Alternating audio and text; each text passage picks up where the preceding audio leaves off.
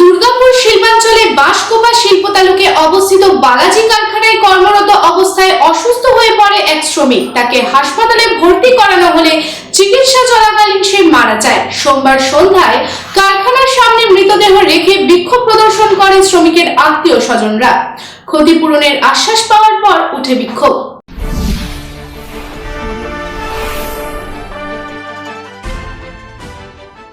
কারখানার ভেতর অসুস্থ, হাসপাতালে মৃত্যু। ক্ষতিপূরণের দাবিতে মৃতদেহ নিয়ে কারখানার গেটের সামনে হলো বিক্ষোভ।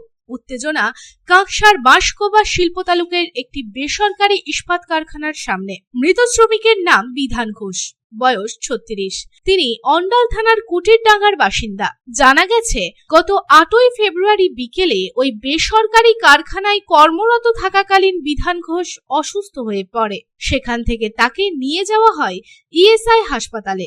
অবস্থার অবনতি ঘটলে স্থানান্তরিত করা হয় শোভাপুরের বেসরকারি মেডিকেল কলেজ হাসপাতালে। সোমবার ভোরে অসুস্থ বিধান ঘোষের মৃত্যু হয়। তারপরেই সোমবার দুপুর থেকে মৃতদেহ নিয়ে কারখানার গেটের সামনে শুরু করে দেয় বিক্ষোভ। ক্ষতিপূরণের দাবিতে কারখানার গেট বন্ধ করে চলে বিক্ষোভ। মৃতের পরিবারের অভিযোগ, এই ঘটনা ঘটার পর ঠিকাদার 20,000 টাকার বিনিময়ে ঝামেলা মিটিয়ে নেওয়ার প্রস্তাব দেয়। তারপরেই ক্ষোভে ফেটে পড়েন মৃত বিধান ঘোষের পরিবার পরিজনেরা। এদিন মৃত বিধান ঘোষের স্ত্রী অশোকা ঘোষের অভিযোগ, এত বড় দুর্ঘটনা ঘটে গেল, তারপরেও আমাদের জানানো হয়নি। ভর্তির দীর্ঘ সময় পর আমরা জানতে পেরেছি। ওরা এখান থেকে নিজে ভর্তি করেছে। আমরা প্রথমে কিছু জানি না, আমাকে বলেও নেই কিছু না, আমাদের বাসটা কোথাও জানাই না। আমরা বাড়ির লোক অনেক দেখে জেনেছি, এরা এখান থেকে ভর্তি করেছে। এসআই নিয়ে গেছে, থেকে রেফার করেছে আইকিউসিটি। তারপর ওরা ভর্তি করার পর আমাকে প্রথমে বলেছে যে খুব বমি হচ্ছে, অন্য কিছু হয়নি। আমি প্রথমে তাহলে বমি হয়েছে, আমি তা বললাম যে আইকিউসিটিতে ভর্তি করেছে ও এসআই। এই প্রসঙ্গে বিধান ঘোষের শ্বশুর আশিস ঘোষের অভিযোগ, কারখানা কর্তৃপক্ষ আমাদের সাথে সহযোগিতা করছে না, ক্ষতিপূরণেরও কোনো ব্যবস্থা করছে না। সেই জন্যই আমরা বাধ্য হয়ে মৃতদেহ রেখে বিক্ষোভ করছি। বালাজিতে কর্মরত অবস্থায় একটা দুর্ঘটনা ঘটে যায়, জানি না কী কারণে। কোম্পানির লোক ভর্তি করে আইকিউসিটি। তো বর্তমানে আমরা কোম্পানির সঙ্গে বসতে চাইছি এবং ম্যানেজমেন্টের সঙ্গে বসতে চাইছি। তারা আমাদের সঙ্গে বসতে কোনো অবস্থাতেই রাজি নয়, তার ইচ্ছাও নেই।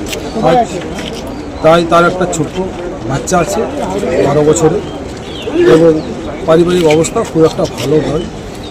ওই আর্থিক সাহায্য যাতে পাওয়া যায় কোম্পানি এবং ম্যানেজমেন্টকে আদায় করা, সেই ব্যাপারে নিয়ে আমরা আজ ব্যবস্থা করেছি। গেটে একটা ধরনের ম্যানেজমেন্টের কোনো উৎসাহ আমরা পাচ্ছি না, কোনো রেসপন্সও পাচ্ছি। কোম্পানিরও তাই, কোম্পানি একটা লোক পাঠিয়েছে, তো কিছুই জানে না। কেউ কোনো কোথায় বলতে কোম্পানির লোক কোনো কথা বলতে চাইছে না, কথা জানতে চাইছে। ইউনিয়নকে আমরা ডেকেছিলাম, ইউনিয়ন এসেছিল। ইউনিয়ন বলে আমরা সাপোর্ট করবো। বর্তমানে আপনারা ম্যানেজমেন্টের সঙ্গে বসুন, আমরা দেখছি না, একদম না, কিচ্ছু নেই, কোনো কিছু হেল্প পাচ্ছিল। তাকে দেখতেও যাওয়া ভর্তি করেছে, অ্যাডমিট করেছে, ওরা অ্যাডমিটটা করেছে। তারপর আমরা 2 ঘন্টা পর খবর পাই যে বিধান ঘোষ নামে ভর্তি করেছে। ঘটনাটি ঘটার পর ঘটনাস্থলে পৌঁছেছে কাঁকসা থানার পুলিশ। এদিন দীর্ঘ সময় ধরে আলোচনার পর কারখানার কর্তৃপক্ষ আশ্বাস দেন যে সরকারি এবং শ্রমিক আইন অনুযায়ী যা ক্ষতিপূরণ প্রাপ্য হবে সেটা কারখানা কর্তৃপক্ষ মৃত শ্রমিকের পরিবারকে অবশ্যই দেবে। এই আশ্বাসের পর অবশেষে উঠল বিক্ষোভ। দুর্গাপুর থেকে সাধন রোজের রিপোর্ট, পাবলিক টাইমস। কিছু পরম্পরা আর শেখা মায়ের থেকে চলে আসে মেয়ের কাছে, ঠিক যেরকম হনুমান্তা চাক্কি ফ্রেশ আটা, ঠিক যেন মায়ের ভালোবাসা, যেমন শুদ্ধতা তেমন স্বাদ।